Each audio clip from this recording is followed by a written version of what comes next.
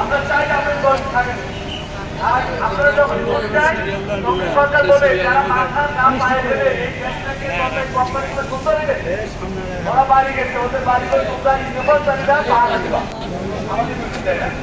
আপনারা আসছেন, তারপর আমাদের প্রত্যেক দেওয়া হচ্ছে এখন হচ্ছে আমাদের। সুতরাং ঈদের পরে আপনাদের সাথে আমার প্রথম সাক্ষাৎ, তাহলে ঈদ মোবারক জানানোই স্বাভাবিক।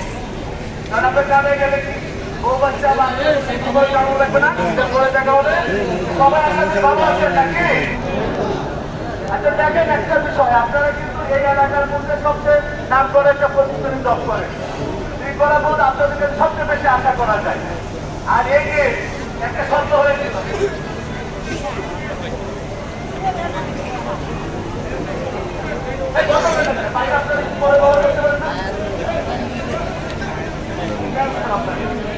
একটা জিনিস বলবেন সবাই, এই বছর একটা ফায়ার অ্যালার্ম হলো না, একটা অ্যালার্ম হলো তো নাকি? এই অ্যালার্মটার সবচেয়ে সমস্যাটা করে দেয় আপনাদের ডিপার্টমেন্টের লোকেরা, বলে দেয় কিছুক্ষণের মধ্যে ফায়ার অ্যালার্ম শুরু করা হবে, আপনারা নিয়ে যাবেন। এই যে বলে দেওয়াটাই কিন্তু আমাদের জন্য আপনাদের জন্য সমস্যা।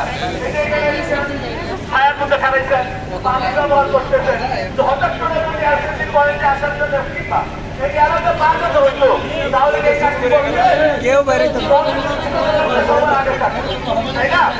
কারণ আমরা করতে চেষ্টা করি কেন এই এসএসসি পয়েন্টে যে আসার যে সিস্টেমটা, এই যে আসার যে নিয়মটা,